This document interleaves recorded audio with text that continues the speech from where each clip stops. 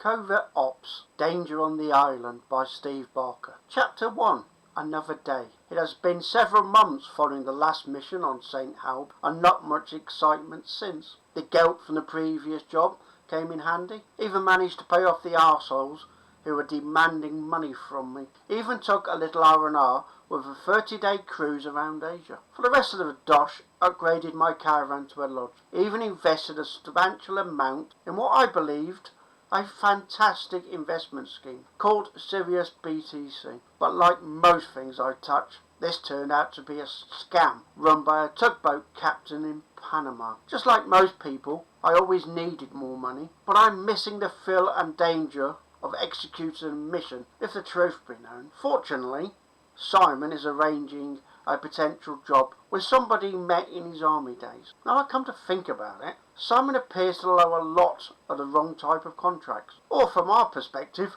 the right kind. Oh well, almost lunchtime and I'm bored, and for some reason in a very bad mood, so going to take myself down the local tavern for a few wet ones, and being too lazy to cook food, grab a meal as well. Unfortunately, the campsite facilities are closed for the winter, and with no access to my normal drinking establishment, so I needed a new place on the island to frequent. On one of my many walks to ease stress level caused by this bloody PTSD, I stumbled across a pub not too far to walk, or more importantly, stagger back home after far too much to drink. The public house is set back from the road with a sizable patio section to the front, with several wooden benches scattered around the place. On entering, the wooden bar is immediately in front of you, and what I loved, a massive log fire off to my right, surrounded by huge brown leather sofas that you could slouch in for hours. More tables occupied by young couples, and a small gathering of around 6 lads are off to the left. All appear to be having a fantastic time, considering the amount of laughter coming from them. Single men, either staring blankly at the array of bottled spirits lining the back wall, or down at their half-filled glasses, filled the bar area. Luckily for me, one space remained at the far end, so I squeezed myself in and attracted the bar person's attention. On the way in, I overheard someone call him Gary. "Hi Gary, pint of John Smith's please." "Sure, coming right up." Turned around to go over to plonk my arse near the fire when I spotted the young men had relocated to the sofa. Bastards. The joint is packed with people having a terrific time, so only one thing for it. Act like the rest of the men slumped along the bar and stare into empty space while sitting on a bar stool. Been sat minding my own business for 20 minutes or so when I sensed some person knock into my arm. Turned my head to the right to discover one of the youngsters managed to squeeze themselves into the gap to my right. It must be his lucky day. He'd not spilt any of my beverage, so I let this go, for now. Through the mirror on the wall, past the rows of neatly positioned spirits, I watched as a cheeky fucker grabbed my glass of beer, his second mistake. Then, still looking straight ahead, "Excuse me, mate, you'll find that's mine," as he finishes off his third and final mistake. "And what are you going to do about it, old man?" Raised myself up on the stool, grabbed the back of the man's head with both hands, and slammed his head with as much force as I could muster into the counter. Took the glass and what was left of my drink from his blood-stained limp body as it slipped to the floor. "So you want my beer? Well, here it is," as I poured the remaining beer from the half-filled glass over his face. The man should be thankful. This helped wash the blood from a broken nose. Turned to glance at his so-called mates, now shitting himself motionless on the sofa close to the fire. "Want to say anything, arseholes? Good. I'm not in the mood for this shit today. Suppose now we'll have to find another boozer." About to leave when Gary grabbed my attention. They deserve that. Please come back anytime. "Thanks, Gary. I will." Left the pub and made my way along the high street in the direction of home, stopping at the food store to purchase a few pies, as the idiot in the drinking establishment prevented me from having the planned meal. Instinct found me looking in all directions as I exited. To my right, the youths from the boozer are trying their best to blend into the crowd. To the trained eye, they stood out like spare pricks at a wedding. Maybe they found some courage near the bottom of a glass. Not sure if they intended jumping me or not, so I entered another shop, only to reappear seconds later. Yep, confirmed.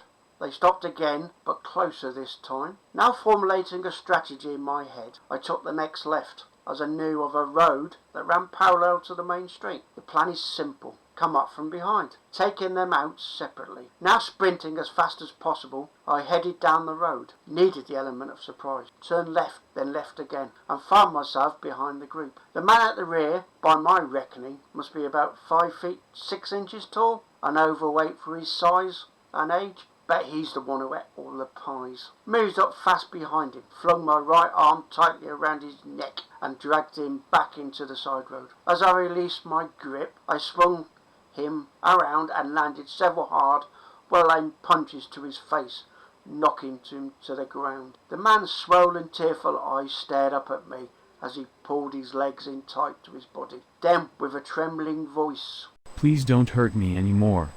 I'm just doing what the others wanted." "Okay, fatty, if you can comprehend what's good for you, stay where you are for the next half an hour. If you come after me, I will kill you. Nod if you understand." With his eyes fixed directly on me, he nodded. Right, time to take out the bloke who appears to be the instigator of this little episode of courage. Worked out by the time I'd finished with the fat boy, the others would have passed the place I initially turned left. So once again sprinted down the back road and turned right at the end just as they passed, continuing their way along the high street. Perfect. I didn't have time to separate the pack, so I launched at the biggest of the two, the resulting force hurtling him to the floor, smashing his head vigorously against the concrete slab of the pavement. Not giving him time to recover, I planted several powerful kicks to his face and stomach, ending in him crying out in agonising pain, while blood dripped from the gash on the back of his head. Then, expecting an attack from the other one, I turned on my heels to face him, but he'd run off into the distance. My attention turned back to the man on the floor. "Want some more, you little fucker?" The man remained motionless in silence, blood oozing between the fingers of his hand where his head rested on them. With no more response, left the scene and headed for home, reminded by the growling in my stomach why I'd gone into the shop. Still hungry, so I removed the clear plastic package from my jacket inside pocket. The cheeky fuckers squashed my pasty. But hey, food is hay. Due to the idiots, I left the pub a lot sooner than planned. So now, a simple case of what to do for the rest of the day. Might as well pick up several beers from the supermarket and make this a movie night. Right, the beer is nicely cooling in the fridge. Time to select a training film, or, as some people call it, a war film. But what is surprising is what bits of information are available in these movies for people in my line of work. For example, many years ago, I learned how to make a light bulb explode while watching said film. Trust me, the process is simpler than you think. All you need is a syringe and a little petrol to make your own electrical IED. Been acting like a zombie for several hours when the phone started to sing its merry head off in the kitchen. One day, I'm going to learn to put the bloody thing next to me. Couldn't be bothered to move, so let the irritating thing ring away. If it was important, they would call again. Well, it must have been, as the annoying phone only shut the fuck up for 5 minutes before it rang again. Better remove my fat, lazy ass from the sofa and answer it, I suppose. Bet that's Simon. He's the only one who calls back straight away. Picked up the mobile. "Hi Simon, how may I be of assistance on this lethargic afternoon?" Or it would be if I didn't have to get up to answer the fucking phone. "Well, good afternoon to you too, Steve. You should keep your mobile closer like most normal people. But, sorry, you are not normal. Are you free to talk, or are you busy doing nothing sitting on your fat ass?" Always got time for you, mate. What's the problem? "No problem, Steve. Remember a while back when I said a friend of mine has some work we might be interested in? Well, now it's become apparent that the task needs to be completed within the next few weeks, so when are you available to discuss?" Available anytime, Simon. "In that case, I will grab George, and we will pop over to the island tomorrow. Can you pick us up from the ferry?" That's kind of you. So what's the matter? Your polo donkey gone lame? "Second word is off, Steve."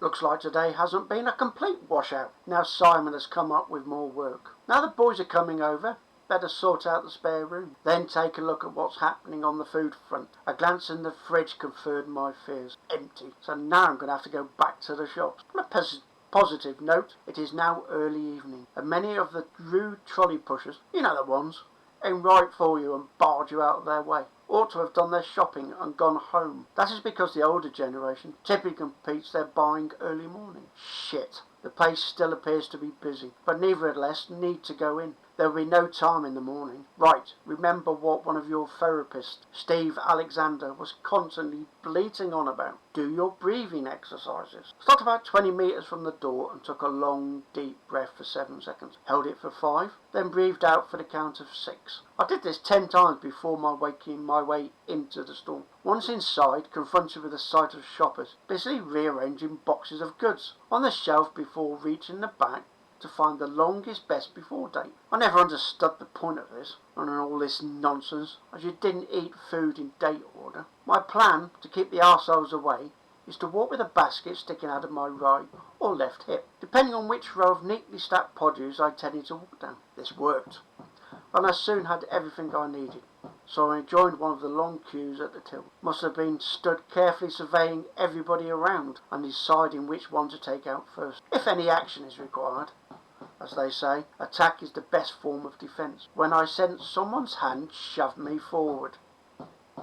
Definitely not in the mood to take this shit from anybody today. So I turned around to confront the brave idiot for some forceful negotiations, with my right fist ready to open the talk. Whomever it was must have regretted their actions, as nobody appeared within 3 metres of me. Lucky for them. Once home, grabbed a cold beer from the fridge, plunked my arse on the sofa, and got Alexa to switch on the TV. Overcome with a sudden desire for some light entertainment, so ended up binge watching A Touch of Frost. By far the best show David Jason ever made.